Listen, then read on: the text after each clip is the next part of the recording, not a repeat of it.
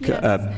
Councilman Johnson. Yes. Mayor, I just want to take the opportunity to thank Paul Barnes and his neighborhood coalition of Greater Phoenix, as well as the United Citizens for Phoenix, and Ann Malone for the Prior.org, her organization, with Indian School Road Corridor Association, the Citizens for Phoenix representative. I had an opportunity to go by that meeting on Saturday on behalf of myself and Councilman Norikowski, and I would tell you that they did have a good representation of community groups, neighborhood organizations from throughout the city. I think they had every portion of the city that were covered there, and that they were very dedicated, very committed to supporting the city and supporting the services that the city has, as well as the emergency food tax. However, they did have some concerns. One of them was that, I think, as Ann has mentioned, they wanted to do an outside audit of the city, and my understanding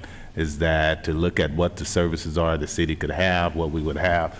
You know, both Councilman DeCicco and myself looks at outside outsourcing. I look at insourcing, and looking at both of those issues to see if, you know, there could be services that we could better outsource, as well as better services that we could insource. So I think that they genuinely had a huge concern for the city. I would say that I said to them at that meeting that I would be supportive at that meeting if we had an outside audit coming in to look at those sources and look at the city. And I want to say publicly that, you know, I would still be supportive of that type of audit actually coming in from the outside. I think would be very useful, very beneficial. I think we're doing all we can.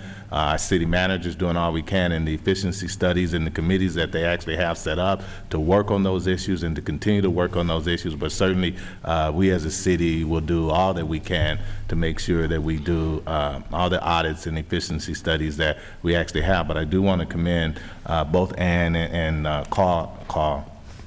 both Ann and Paul for their outstanding work of what they're doing out there in the community and encouraging people to get involved, to tell them about, you know, what the impact is, not only to public safety, but the impact that it would have on a lot of the vital services that we have, such as libraries, such as parks, such as after-school programs. A lot of these programs where our youth will not have the opportunity, or other people will not have the opportunity to have access to these, and they were concerned to make sure that we provided the best quality of life that we could for all of our citizens here in the city of Phoenix. So again, you know, I want to thank you and applaud you for, you know, your work and your effort that you continue to do and work to make the city of Phoenix a better place to live.